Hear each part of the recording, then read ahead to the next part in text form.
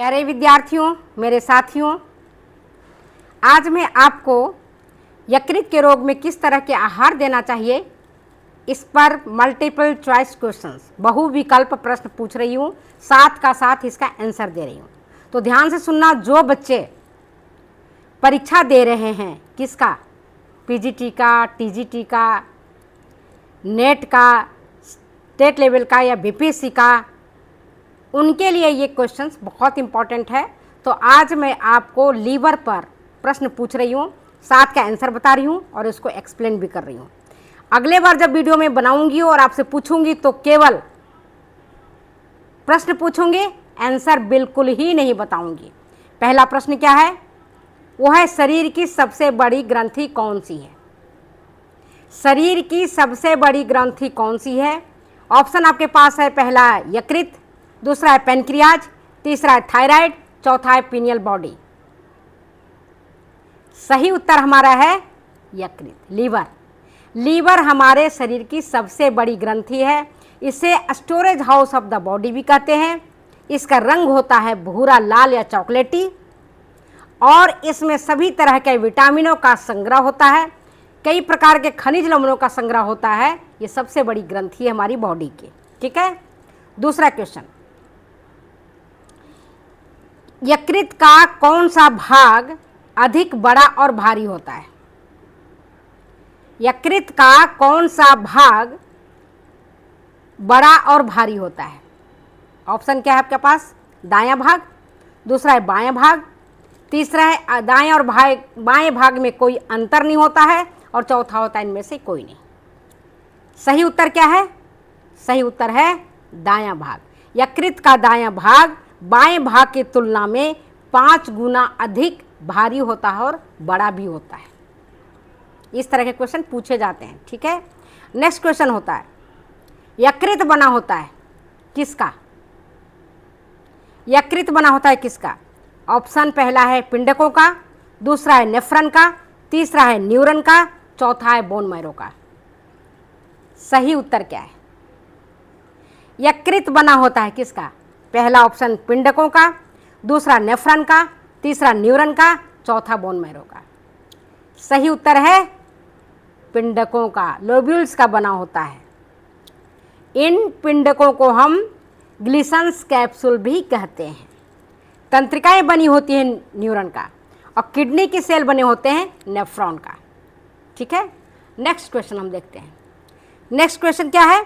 पित्त कोशिकाएं फैली रहती हैं कहाँ? पित्त कोशिकाएं कहाँ पर फैली रहती हैं? पहला ऑप्शन यकृत में, दूसरा पैनक्रियाज में, तीसरा आमाशय में और चौथा वृक्क में। सही उत्तर, सही उत्तर क्या है? सही उत्तर है यकृत में।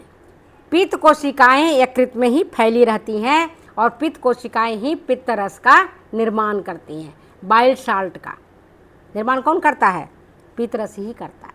नेक्स्ट क्वेश्चन आपके बीच में, पित्त रस का रंग कैसा होता है? पित्त रस का रंग कैसा होता है?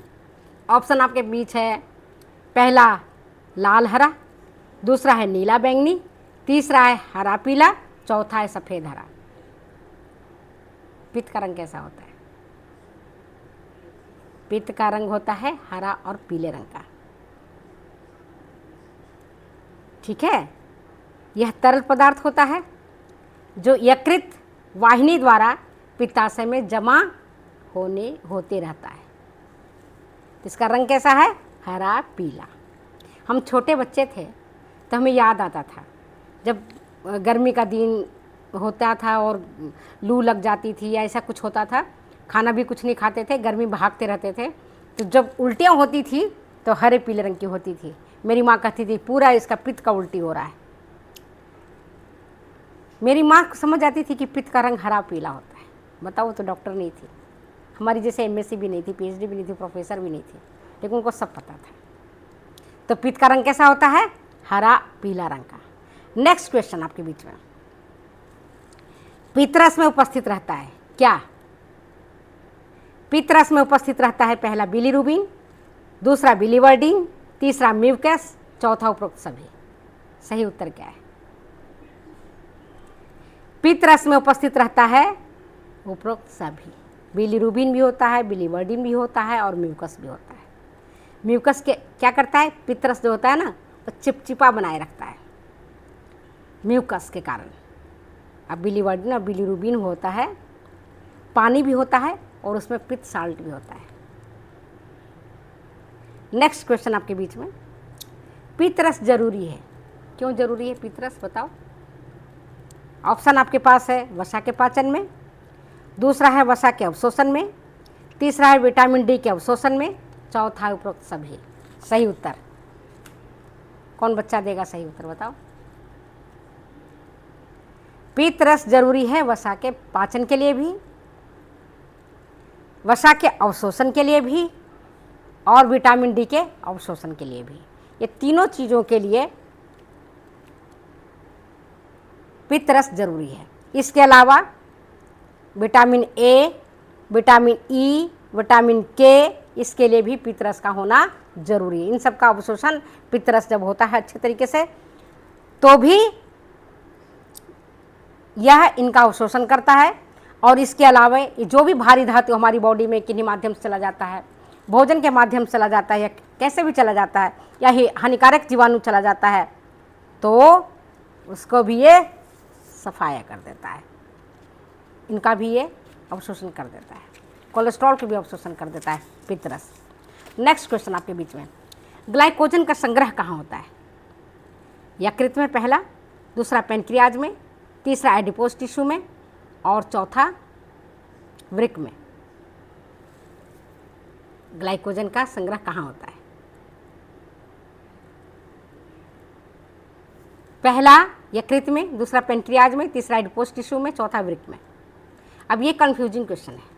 जो बच्चे थोड़ा पढ़े होंगे ना वो कंफ्यूज कर जाएंगे, वो सोचेंगे कि यकृत में होगा या एडिपोज टिश्यू में होगा। तो ग्लाइकोजन का संग्रह जो होता है यकृत में पहले होता है, और जब ज़्यादा मात्रा में ग्लाइकोजन होता है तब ये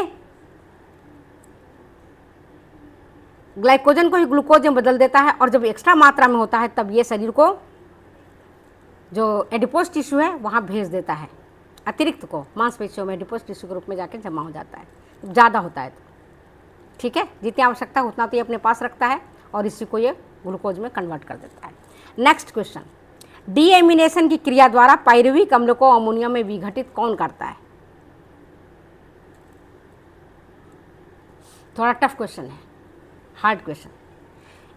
डीएमिनेशन, प्रश्न सुनो, डीएमिनेशन की क्रिया के द्वारा पायरुविक अम्ल को अमोनिया में विघटित कौन करता है? यकृत पहला ऑप्शन, दूसरा छोटी आंत, तीसरा बड़ी आंत, चौथा पित्ताशय। कौन सा ऑप्शन सही है? सही है यकृत। डीएमिनेशन की, प्रोटीन की जो डीएमिनेशन की क्रिया होती है वो होती है यकृत में। और आपको पता है कि अमोनिया गैस होता है अत्यंत विषैला।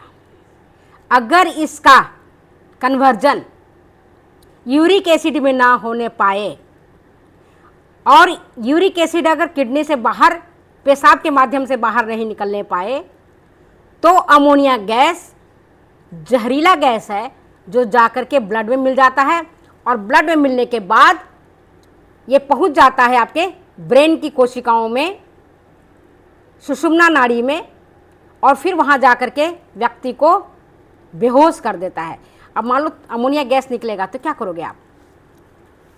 गैस से तो बेहोशी आ जाती है ना, तो न्यूरॉन्स जो होते हैं उसको बर्दाश्त नहीं कर पाते हैं और बेहोशी हो जाता है, याद रखना।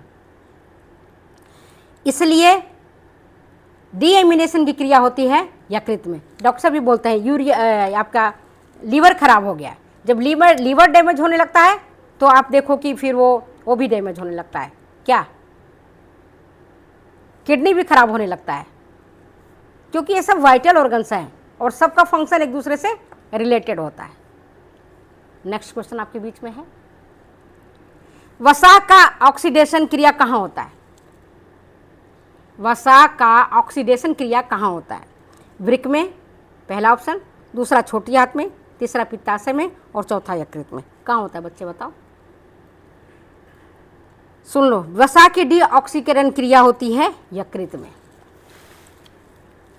तुम्हें यह भी पता होना चाहिए कि यकृत में कभी भी वसा का संग्रह नहीं होता है, क्योंकि मेथियोनिन अमीनो अम्ल कॉलिन का निर्माण करता है। कॉलिन है एक प्रकार का विटामिन बी समूह का एक विटामिन कॉलिन, मेथियोनिन उसका निर्माण करता है, और ये कॉलिन ही यकृत पर वसा को जमने नहीं देता है। अगर यकृत पर वसा का जमाव हो जाता है तो यकृत की बीमारी हो जाती है, कई तरह की बीमारियां हो जाएंगी। यकृत का जो सेल है वो मरने लगेगा, फाइब्रोसिस हो जाएगा या सिरोसिस ऑफ लीवर हो जाएगा, जो मैं आगे आपको बताऊंगी। तो चलिए, आज मैंने आपसे 10 क्वेश्चन ये पूछे हैं और 10 को मैंने आंसर बताया है फुल डिटेल में। तो वीडियो आपको अच्छा लगता है तो प्लीज़ कमेंट करें, सब्सक्राइब करें, लाइक ज़रूर करना। हम आपके लिए मेहनत करते हैं तो आप इतना तो मेरे लिए करो। हाँ बच्चे, एक चीज़ और, मैंने एक अलग वीडियो बनाई है फूड एंड न्यूट्रिशन के। पहले तो मैं प्रैक्टिकल कर देती थी कॉलेज में, तो बनाती नहीं थी। आज मैं बना रही हूँ उन सब की वीडियो। तो इसके लिए मैंने पहले तो इसी चैनल पर डाला है, लेकिन अब मैंने उसका एक अलग चैनल बना लिया है और उस चैनल का नाम है वृंदा की रसोई। वृंदा की रसोई, VRINDA, वृंदा की रसोई। तो उस पर जाकर के आप देखोगे तो मेरे कई सारे जो मैंने आपको फूड प्रिजर्वेशन से संबंधित चीज़ें बनाई हैं और बताई है, उसको मैंने वृंदा की रसोई में डाला हुआ है। तो उस YouTube पर जाकर के विजिट करना, देखना और लाइक और कमेंट जरूर करना, सब्सक्राइब करना। Okay, bye. फिर हम लीवर से संबंधित नेक्स्ट पार्ट में आगे के क्वेश्चन बताऊँ।